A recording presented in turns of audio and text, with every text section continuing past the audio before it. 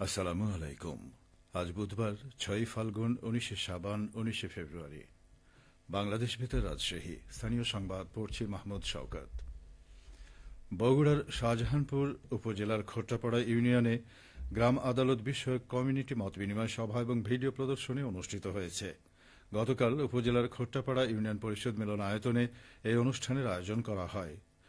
অল্প সময়ে স্বল্প খরচে সঠিক বিচার পেতে চলো যাই গ্রাম আদালতে স্লোগানে মত বিনিময় সভার আয়োজন করে ইকো সোশ্যাল ডেভেলপমেন্ট অর্গানাইজেশন। মত বিনিময় সভায় গ্রাম আদালতের শাহজাহানপুর উপজেলার সমন্বয়কারী মোহাম্মদ জহিরুল ইসলাম, Khottapara UP chairman Abdullah Al Faruk, UP প্রশাসনিক কর্মকর্তা জানে আলম খোকন সহ অনেকেই উপস্থিত ছিলেন। বাংলাদেশে গ্রাম আদালত সক্রিয়করণ প্রকল্পের আওতায় স্থানীয় সরকার, পল্লী উন্নয়ন ও সমবায় মন্ত্রণালয় এই প্রকল্প বাস্তবায়ন করছে। বগুড়ায় বসন্তকে বরণ করে নিয়েছে আমরা কজন শিল্পী গোষ্ঠী ও ঋদ্ধ সৃজন। এ উপলক্ষে গতকাল শহরের পুরাতন শিল্পকলা একাডেমিতে বসন্ত উৎসব রং যেন মোর মর্মে লাগে অনুষ্ঠিত হয়। এতে সভাপতিত্ব করেন সংগঠনের সভাপতি লায়ন আব্দুল মবিন জিন্না। অনুষ্ঠানে অতিথি হিসেবে সরকারি আজিজুল হক কলেজের ইতিহাস বিভাগের সহযোগী অধ্যাপক মোহাম্মদ শাহজাহান আলী, জাতীয় কবি কাজী নজরুল ইসলাম বিশ্ববিদ্যালয়ের নাট্যকলা বিভাগের সহযোগী অধ্যাপক আল জাবির সহ অনেকেই উপস্থিত ছিলেন। অনুষ্ঠানে অতিথিরা বলেন, বাঙালির জীবনে বসন্তের উপস্থিতি অনাদিকাল থেকেই কবিতা, গান, নৃত্য ও চিত্রকলায় আছে। বসন্তের বন্দনা সাহিত্যের প্রাচীন নিদর্শনেও যেন বসন্ত ঠাঁই করে নিয়েছে। সবার মনকেও বারবার দুলিয়েছে, দোলাচ্ছে ঋতুরাজ বসন্ত।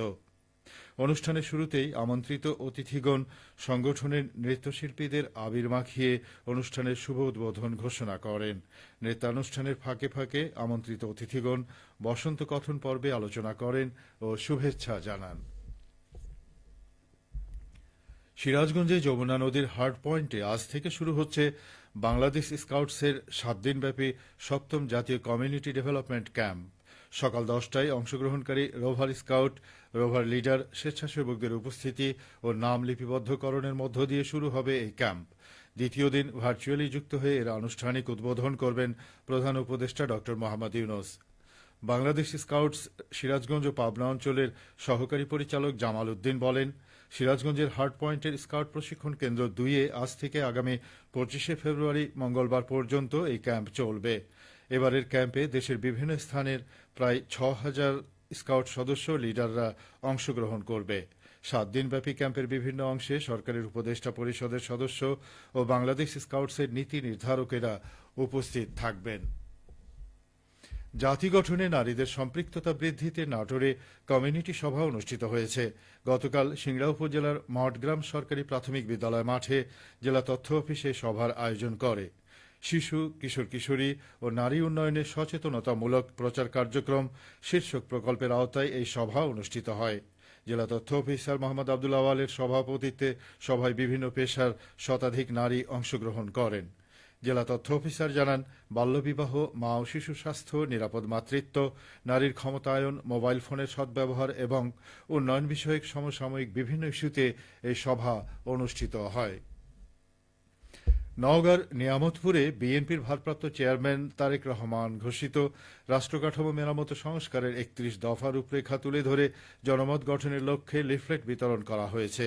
গতকাল ছাত্রাবাজার এলাকায় কর্মসূচির উদ্বোধন করেন নিয়ামতপুর উপজেলা বিএনপির সাধারণ সম্পাদক মোস্তাফিজুর রহমান। কর্মসূচিতে বক্তারা বলেন, আগামীর বৈষম্যহীন গণতান্ত্রিক রাষ্ট্র বিনির্মাণে বিএনপির বিকল্প নেই, তাই সকলকে ঐক্যবদ্ধ হওয়ার আহ্বান জানানো হয়। এ সময় নিয়ামতপুর সদর ইউনিয়ন বিএনপির সভাপতি আব্দুর রহমান, সাধারণ সম্পাদক রেজাউল করিম, নিয়ামতপুর উপজেলা কৃষক দলের সাংগঠনিক সম্পাদক মাহবুব জামান মান্না সহ অনেকেই উপস্থিত ছিলেন। নাটোরের সিংড়ায় 147 জন ক্ষুদ্র নৃগোষ্ঠী শিক্ষার্থীর মাঝে 5,84,500 টাকা শিক্ষাবৃত্তি এবং 26 জন শিক্ষার্থীর মাঝে বাইসাইকেল বিতরণ করা হয়েছে। গতকাল উপজেলা পরিষদ হলরুমে বিশেষ এলাকার জন্য উন্নয়ন সহায়তা শীর্ষক কর্মসূচির আওতায় সিংড়া উপজেলার ক্ষুদ্র নৃগোষ্ঠীর ছাত্রছাত্রীদের মাঝে 2023-24 অর্থ বছরের শিক্ষাবৃত্তি ও বাইসাইকেল বিতরণ করা হয়। অনুষ্ঠানে প্রধান অতিথি হিসেবে উপস্থিত ছিলেন সিংড়া উপজেলা নির্বাহী অফিসার মাজহারুল ইসলাম। খেলার খবর, ক্রিকেট। সিরাজগঞ্জের কামারখন্দে মরহুম আরাফাত রহমান কোকো স্মৃতি নাইট শর্ট পিচ ক্রিকেট টুর্নামেন্টের ফাইনাল খেলা ও পুরস্কার বিতরণী অনুষ্ঠিত হয়েছে। গত রাতে কামারখন্দ উপজেলার কাজীপুরা সরকারি প্রাথমিক বিদ্যালয় মাঠে অনুষ্ঠিত ফাইনাল ম্যাচে রায় দৌলতপুর ক্রিকেট একাদশ কাজীপুরা ক্রিকেট একাদশকে পরাজিত করে চ্যাম্পিয়ন হয়। ফাইনাল খেলা শেষে অনুষ্ঠিত হয় পুরস্কার বিতরণী। অনুষ্ঠানে প্রধান অতিথি ছিলেন উপজেলা বিএনপির নেতা ও উপজেলার রায়দৌলতপুর ইউনিয়নের সাবেক চেয়ারম্যান লুৎফর রহমান। পরে তিনি চ্যাম্পিয়ন ও রানার আপ দলের হাতে পুরস্কার ও ট্রফি তুলে দেন। সবশেষে আবহাওয়া। আজ সকাল ৬টায় রাজশাহীতে তাপমাত্রা ছিল ১৫ ডিগ্রি সেলসিয়াস। এ সময় বাতাসে আর্দ্রতার পরিমাণ ছিল ৯৭%। রাজশাহী ও পার্শ্ববর্তী এলাকায় আজ সূর্যোদয় হয়েছে ভোর ৬টা৩৬ এবং সূর্যাস্ত সন্ধে ৬টা২। সংবাদ শেষ হল। আমাদের পরবর্তী স্থানীয় সংবাদ দুপুর ১২টা ১০।